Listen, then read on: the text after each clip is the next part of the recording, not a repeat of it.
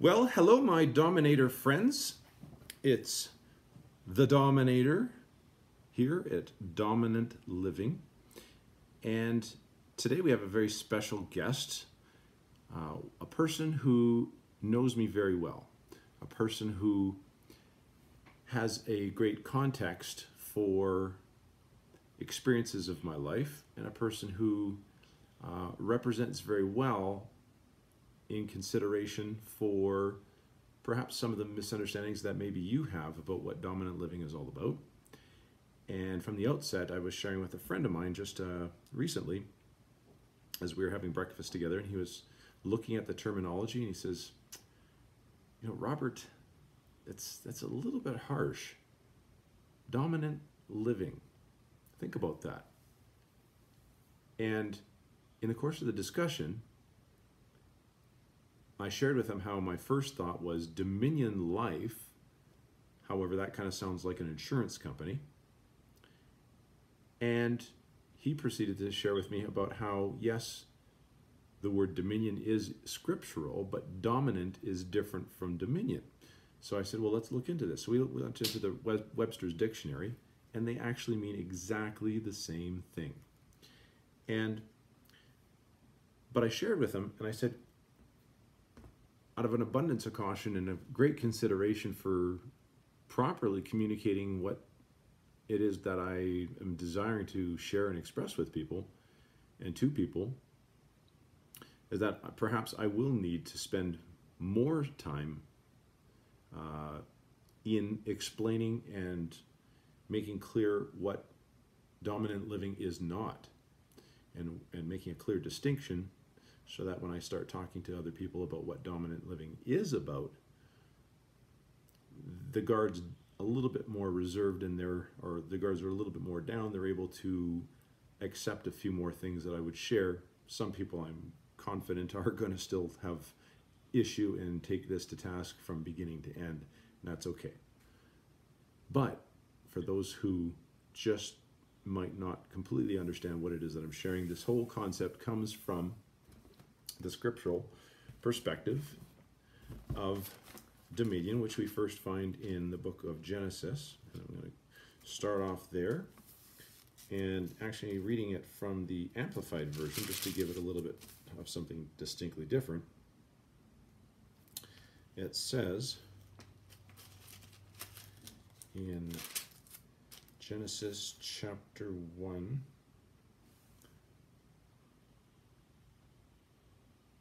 and we're going to start off at verse 26.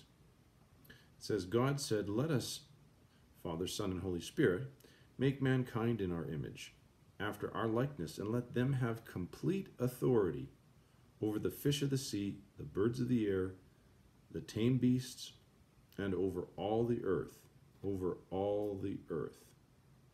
and over everything that creeps upon the earth.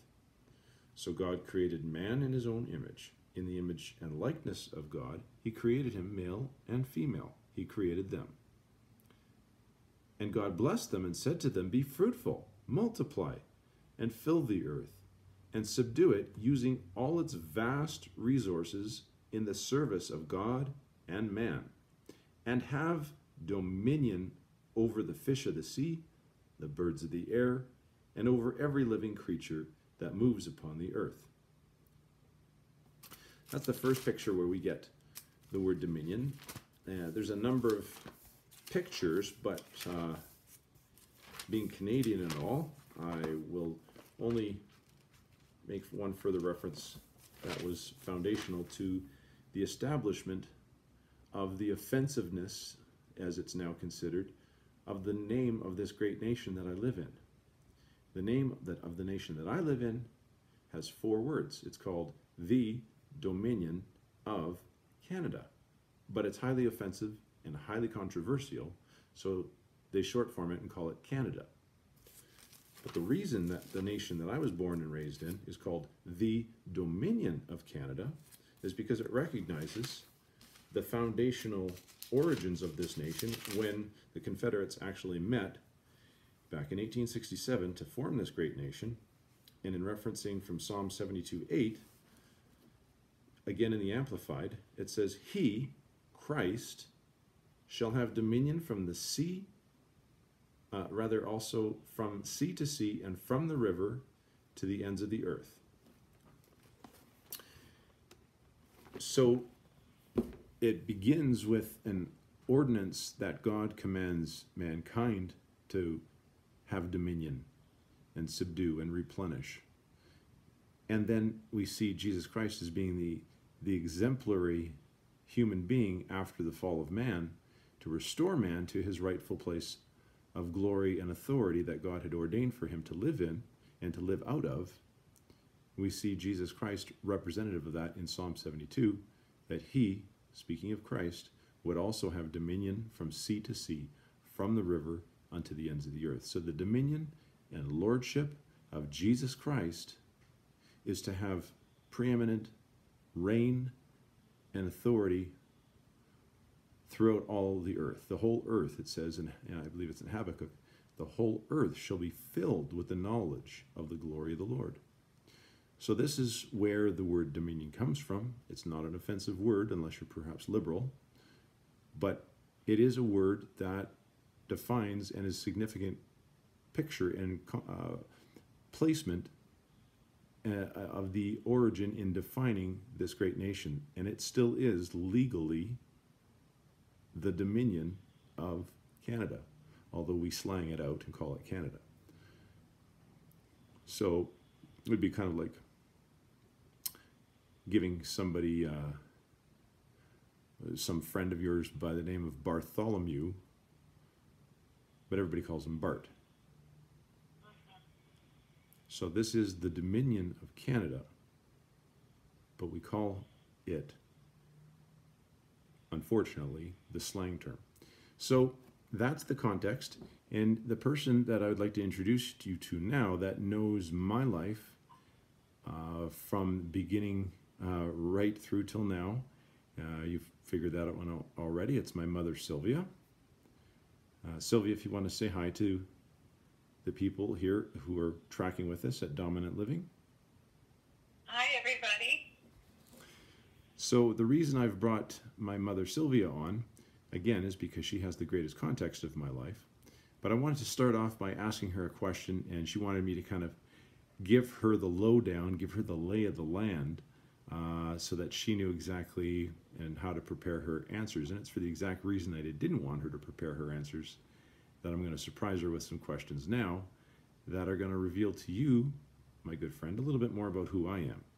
So first off, I would like to ask you, Sylvia, what can you tell our friends and viewers and listeners right now, what can you tell them about the transformative work of Christ in your son's life, particularly in context to any stories, anything that comes to mind that would identify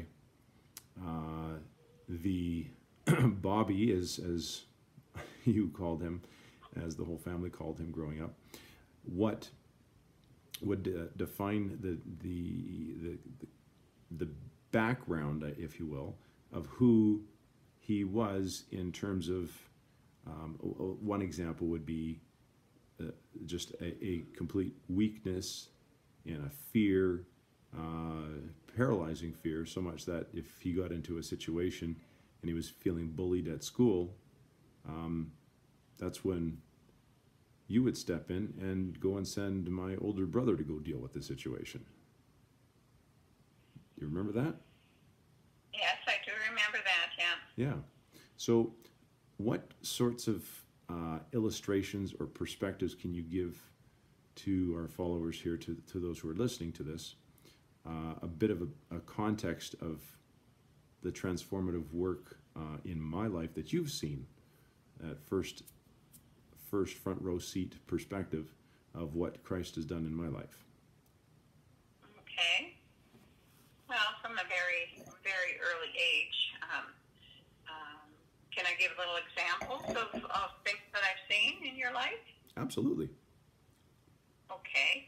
Well, I remember one time that you put your house coat on, and you put a scarf around your neck, and you were going to. And I asked what you were doing was the middle of the day, and you said, "Well, I'm going to be pastor. I'm going to be Pastor Bobby." So that's one little example of who you have always wanted to be. Perhaps wanted to be, but more specifically, Sylvia, what we're looking for is something that maybe describes or defines a characteristic distinction of a transformation that you seen as, for example, I mean, correct me if I'm wrong from your perspective, this is my viewpoint, is that I grew up with an inferiority complex. Okay. I grew up with a lot of fear. I grew up with a lot of negative self-image. Yes. A lot of weakness, such that you would have to send out my older brother to go and fight for me. So that context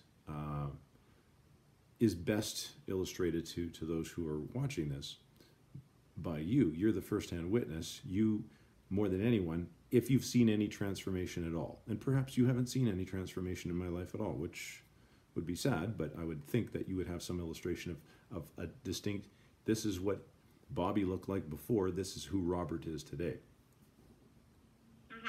Okay. Well, I know that you did have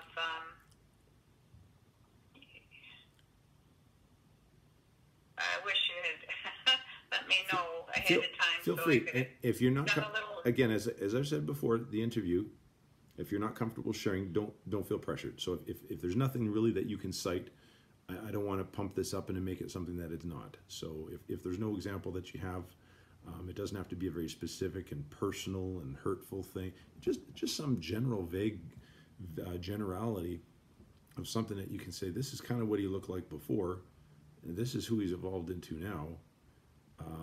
I certainly can't account for it except for the work of Christ in his life. If you don't have an example, that's okay. We'll just move on to the next question. I have lots of examples of how the Lord has